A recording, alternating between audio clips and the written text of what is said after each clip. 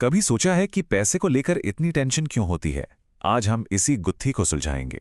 मतलब पैसे के पीछे के मनोविज्ञान को समझेंगे और जानेंगे कि कैसे हमारे सबसे बड़े फाइनेंशियल फैसले अक्सर लॉजिक से नहीं बल्कि हमारी भावनाओं और कुछ दिमागी आदतों से लिए जाते हैं। चलिए शुरू करते हैं। यह हम सबने महसूस किया है ना? चाहे सेविंग्स करनी हो, कहीं इन्वेस्ट करना हो या बस रोज के खर्चे चलाने हो, पैसे के मामले में सही फैसला लेना कई बार बहुत मुश्किल लगता है। हमें पता होता है कि क्या करना सही है, लेकिन फिर भी हम अक्सर कुछ और ही कर बैठते हैं। तो सवाल यह है कि आखिर ऐसा होता क्यों है? देखिए, इसका जवाब हमें बिहेवियरल फाइनेंस यानी व्यवहारिक वित्त की दुनिया में मिलता है। ये एक बहुत ही दिलचस्प फील्ड है जो इकोनॉमिक्स को साइकोलॉजी के साथ जोड़कर देखती है। ये मानती है कि हम इंसान हैं, कोई रोबोट नहीं, और हमारे फैसले अक्सर हमारी भावनाओं, हमारी गलतियों और हमारे दिमागी शॉर्टकट से ही तय होते हैं। तो चलिए, सबसे पहले उन छिपी हुई ताकतों को समझते हैं जो हमारे दिमाग के अंदर काम करती हैं। इन्हें हम साइकोलॉजिकल बायस या मनोवैज्ञानिक पूर्वाग्रह कहते हैं। असल में ये हमारे सोचने के वो पैटर्न हैं जो हमें सही रास्ते से भटका सकते हैं, खासकर जब बात पैसे की हो। हमारे दिमाग में ना कई तरह के पूर्वाग्रह यानी बायस काम करते हैं। जैसे कभी कभी हमें खुद पर ज़रूरत से ज़्यादा भरोसा हो जाता है, या फिर हम बस दूसरों की देखा देखी करने लगते हैं। ये सब चुपचाप हमारे फैसलों पर असर डालते हैं। चलिए, इनमें से दो सबसे आम और पावरफुल बायस को थोड़ा करीब से देखते हैं। अब बात करते हैं लॉस अवर्जन की। साइकोलॉजिस्ट कहते हैं कि हमें नुकसान का जो दर्द होता है ना, वो उतना ही फायदा पाने की खुशी से लगभग दुगना ज्यादा महसूस होता है। हमारा दिमाग एक तरह से नुकसान से बचने के लिए ही बना है, भले ही इसके लिए हमें कोई बड़ा मुनाफा ही क्यों ना छोड़ना पड़े। इसको ऐसे सोचिए, सड़क पर 50 रुपए मिल जाएं तो अच्छा लगता है ना, लेकिन अगर अपनी जेब से 50 रुपए गिर जाएं तो उसका दुख कहीं ज्यादा होता है। और ये भावना इतनी मजबूत होती है कि हमें खराब निवेशों को भी पकड़े रहने पर मजबूर कर देती है, सिर्फ इसलिए क्योंकि हम नुकसान को मानना नहीं चाहते। और फिर आती है झुंड मानसिकता यानी हर्ड मेंटालिटी। ये तो हम इंसानों की फितरत है कि जब हम भीड़ के साथ चलते हैं तो हमें सुरक्षित महसूस होता है। फाइनेंस की दुनिया में इसका मतलब है, जब सब एक स्टॉक खरीद रहे हैं तो हम भी खरीद लेते हैं, या जब सब बेच रहे हैं तो घबराकर हम भी बेच देते हैं, भले ही ये फैसला लॉजिकल हो या ना हो।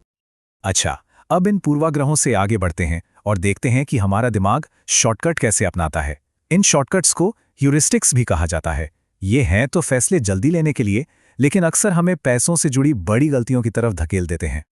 ह्यूरिस्टिक्स, आप कह सकते हैं, हमारे दिमाग के लिए एक तरह के रूल्स ऑफ थंब हैं। ये हमें हर छोटे मोटे फैसले पर घंटों सोचने से बचाते हैं। लेकिन प्रॉब्लम तब होती है जब हम पैसे जैसे मुश्किल फैसलों के लिए भी इन्हीं आसान से नियमों पर जरूरत से ज्यादा भरोसा कर लेते हैं। यहाँ दो बहुत ही आम शॉर्टकट हैं। पहला, अवेलेबिलिटी। इसका मतलब है कि जो घटनाएं हाल ही में हुई हैं उनका हम पर ज्यादा असर होता है। जैसे अगर हम लगातार बाजार गिरने की खबरें सुनते हैं तो हम निवेश करने से डरने लगते हैं।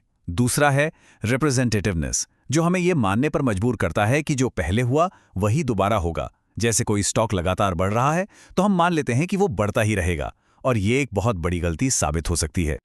और इन शॉर्टकट्स का नतीजा क्या होता है? हम बिना सोचे समझे खर्च करते हैं, भविष्य के लिए ठीक से बचत नहीं करते, क्रेडिट कार्ड का गलत इस्तेमाल करते हैं और अक्सर बाजार के शॉर्ट टर्म ट्रेंड्स के पीछे भागते हुए अपना पैसा गंवा देते हैं। ये सभी गलतियां इन्हीं दिमागी शॉर्टकट का सीधा रिजल्ट है। तो पूर्वाग्रह और शॉर्टकट के अलावा एक और बहुत बड़ी ताकत है जो हमारी फाइनेंशियल लाइफ को कंट्रोल करती है, और वो हैं हमारी भावनाएं। जब पैसे की बात आती है तो डर, लालच और पछतावा, ये सब अक्सर हमारे लॉजिक पर हावी हो जाते हैं। यहाँ दो सबसे ताकतवर भावनाएं हैं, डर और लालच। डर, ये हमें बाजार के सबसे निचले पॉइंट पर सब कुछ बेच देने पर मजबूर कर देता है, और लालच, वो हमें बिना सोचे समझे सबसे जोखिम भरे दांव लगाने के लिए उकसाता है। और ये दोनों ही हमारी फाइनेंशियल हेल्थ के लिए बहुत खतरनाक हैं। डर और लालच के अलावा पछतावा भी एक बहुत बड़ा जाल है। ये हमें कोई भी फैसला लेने से रोकता है, क्योंकि हमें डर लगता है कि कहीं हमारा फैसला गलत ना हो जाए। और जब बाजार में तेजी आती है तब उत्साह या यूफोरिया हमें ये यकीन दिलाता है कि हम तो कभी गलत हो ही नहीं सकते, जो अक्सर बड़े नुकसान की वजह बनता है। तो अब जब हमने प्रॉब्लम को इतनी गहराई से समझ लिया है तो इसका सल्यूशन क्या है? अच्छी खबर यह है कि हम इन दिमागी जालों से बाहर निकल सकते हैं। हम अपनी आदतें बदलकर बेहतर फाइनेंशियल फैसले लेना सीख सकते हैं। आइए देखते हैं कैसे। तो हम इन गलतियों से कैसे बच सकते हैं? सबसे पहला और सबसे पावरफुल कदम है जागरूकता। जब यह पहचानना शुरू हो जाता है कि अपना दिमाग कहाँ धोखा दे रहा है, बस वहीं से हम अपनी फाइनेंशियल लाइफ का कंट्रोल वापस लेना शुरू कर सकते हैं।